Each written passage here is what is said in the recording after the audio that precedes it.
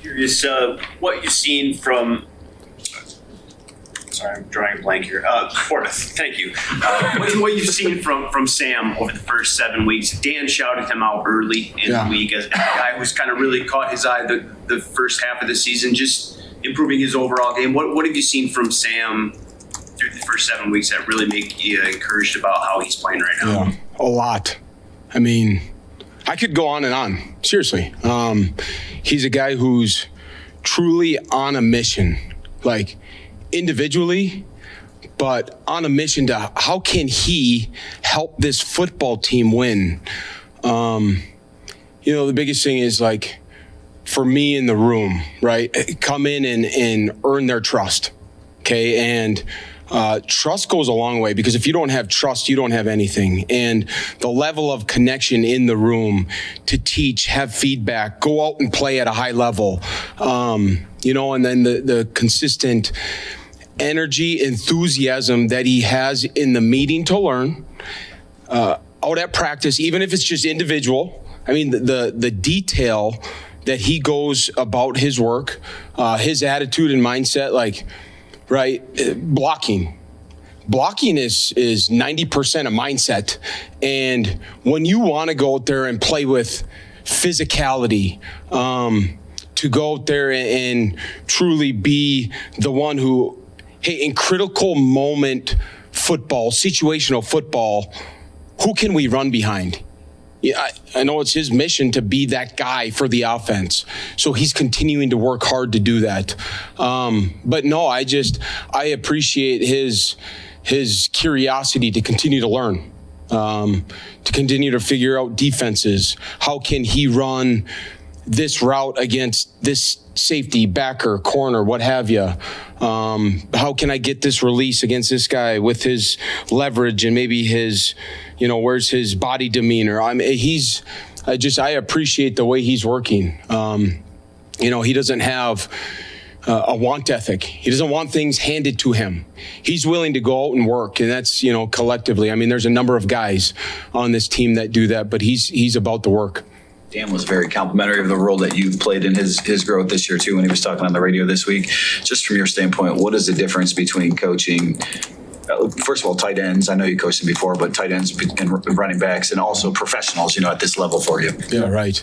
From the tight end standpoint, you got to know everything. Okay, even if it's just pre-snap. Where am I at in the formation? What is my shift, motion? Where do I need to get to?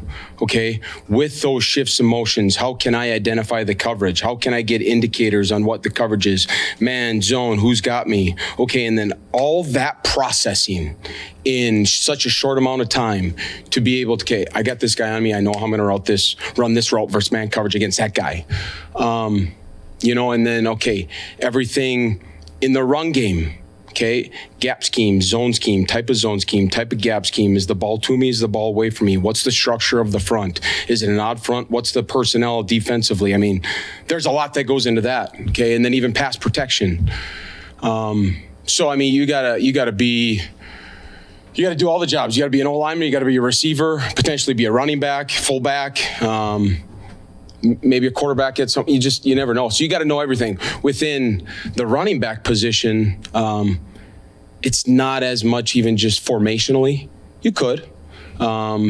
What's your skill set, what have you? But there's a lot more on the plate of a tight end. And then even going from, college to the professional, like they're a professional for a reason.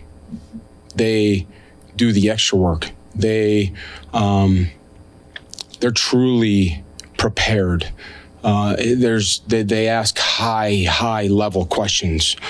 So no, I appreciate those guys. They've really been about the work, and that's where I would see the difference in the position groups. Just following up on that question, what is it like coaching with Dan Campbell, though? I mean, being in the locker room, you have a story or a moment that kind of explains the type of coach that he is now that you're on the staff? Yeah.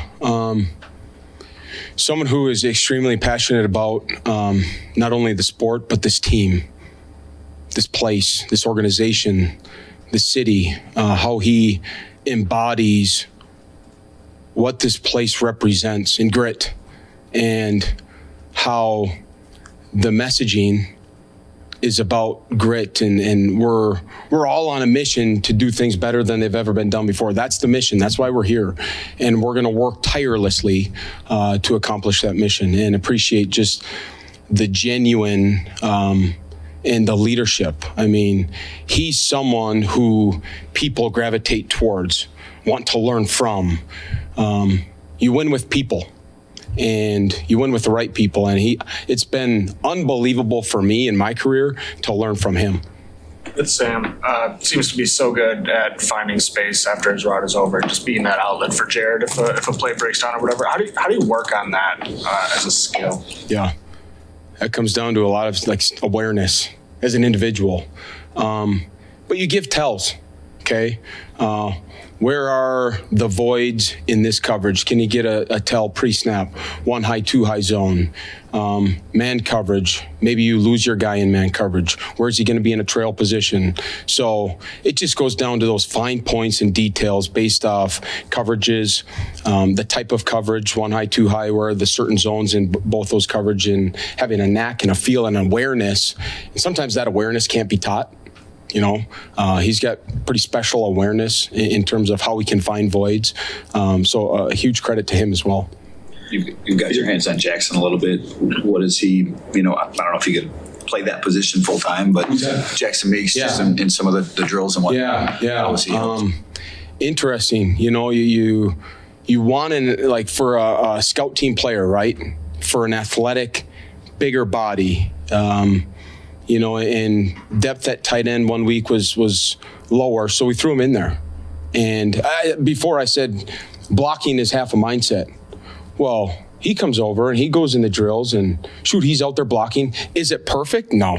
But he has the want to and drive to do whatever it helps, whatever it takes to help the team win. So he's out there, he's working, and you just each week, you see a little bit more growth and a little bit more growth. And hey, just go do some indie if you're going to be a scout team tight end and help give looks. But then maybe 1 week you're going to be a receiver. He's working hard.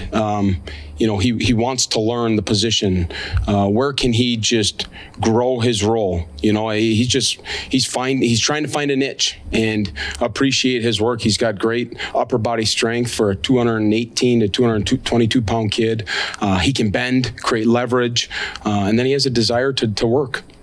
Hey, Tyler, the enthusiasm in this building feels pretty infectious. The intensity, the energy, we can feel it from you now. When you watch these guys practice, you ever get the urge to strap the pads back on and go out there? Just what's it been like to kind of watch these guys get after it this year? Every single day I want to.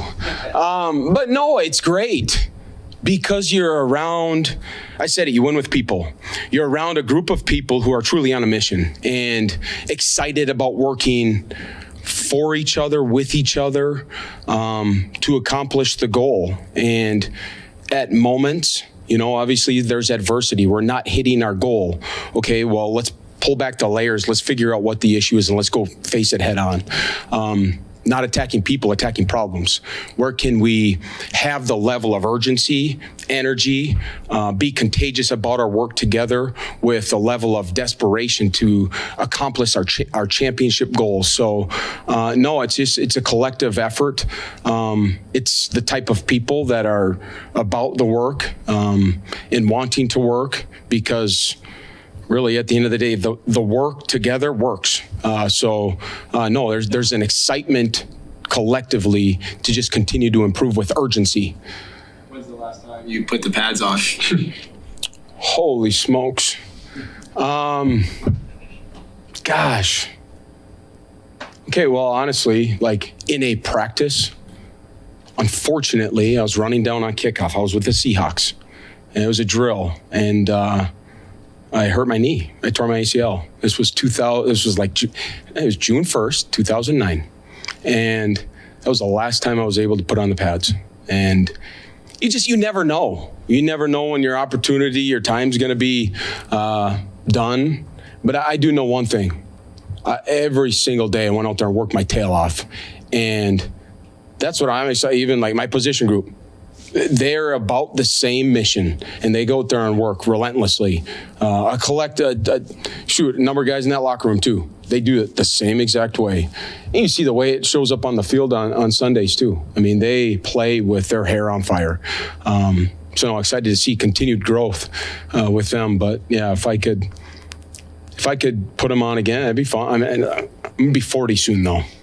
You know, I've got three little ones. Get to go trick-or-treating tonight. My son is actually Sam LaPorta. So he's going to actually have the pads on tonight. You should see, he's got a big mustache too. But no, you certainly miss those times, reflect on those times. But okay, what did I learn from those days to how I can help these guys get better too? Dressing up tonight too? Well, actually, yes. On FaceTime this morning with my daughter, she goes, "Are you bringing your whistle home to be the coach?" So I'm going to bring my whistle home, and I'm going to be a coach tonight. It's easy for us to ask about Sam. He's got the star power in your room, but you guys play more 12 and 13 than most teams in the league, and so I'm curious about Brock and Dwelly. Yeah. Those are some of the more thankless jobs, I guess, on the roster, and you ask a lot of those guys playing in line. What are those guys given this team from your perspective? Yeah, fired up about Brock and Ross as well. Really am. Let's just start with Brock, like someone who, doesn't show up in the stat line a lot, but the amount of repetitions, the way he's improved at the line of scrimmage, embraced his role, tried to continue to grow his role, expand his role, but yet a true cog at the line of scrimmage, extension of the O-line in the run game. We still have found ways to get him big receptions in critical situations. But someone who's dependable, someone who, again, is about the work.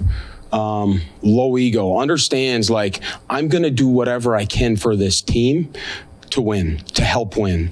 I was talking about professionals, true professional. Okay. Ross has come in, embraced this place, organization, playbook, learned at a fast rate, has been in the league. I never doubt once his number is called upon more that he's ready. High level questions, works out at practice. So appreciate them both, and look forward to continued growth from both of them. But they mean a lot because 12 personnel is big for us. And what can you do? How multiple yet simple can you be out of 12 personnel? Dictate defenses, yet have the ability to both run, pass, but multiple in scheme and multiple in protection, and the types of schemes within the way you are activating pass concepts as well, who you can get with matchups. So 12 personnel, even the more we go along, can we expand 13 personnel? So no, they've really worked and understand how and why we're doing things.